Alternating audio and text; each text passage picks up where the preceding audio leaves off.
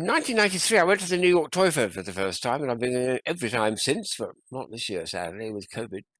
Anyway, the first year I found a lovely range of, amongst other toys, of cards, and I also went in that same year to San Francisco to Exploratory for the first time. So this is an extraordinary idea for it's a postcard. You're supposed to fill it in, name there and the address there.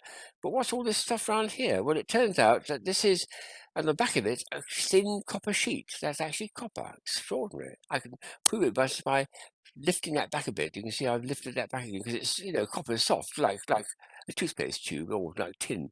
But it's extraordinary that they should actually make it with card on the back, and it's actually being encased in a sheet of copper.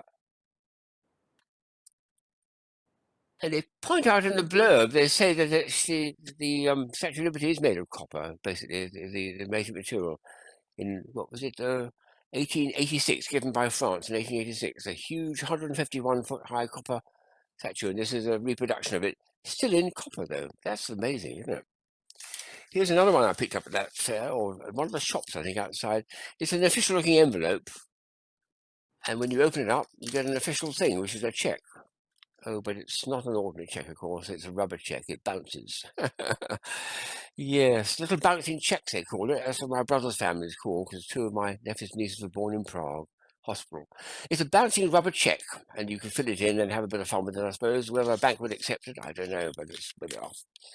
There's another one I picked up. I think this was when I popped over to the Exploratory afterwards. This is a well-known effect, but when I first came across it, I was amazed. It's a postcard. You send it as a postcard.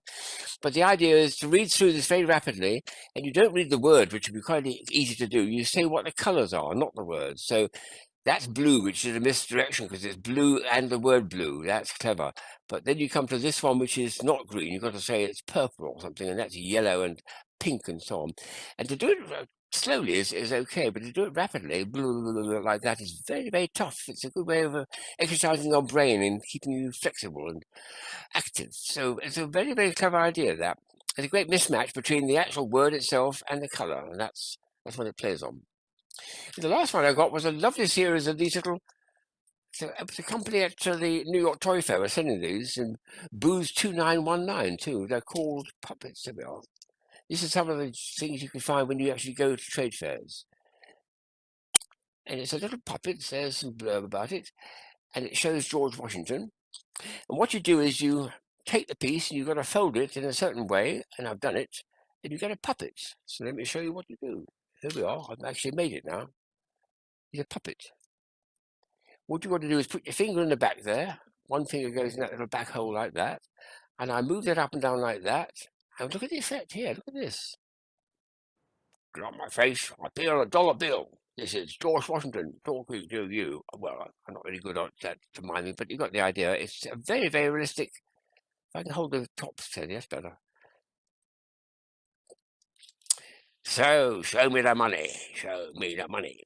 It's a lovely, lovely little bit of cardboard engineering that's gone into making a perfect little puppet, and it all started with just one of those. So they let me buy a bunch of them. I was absolutely delighted. It's a marvelous thing.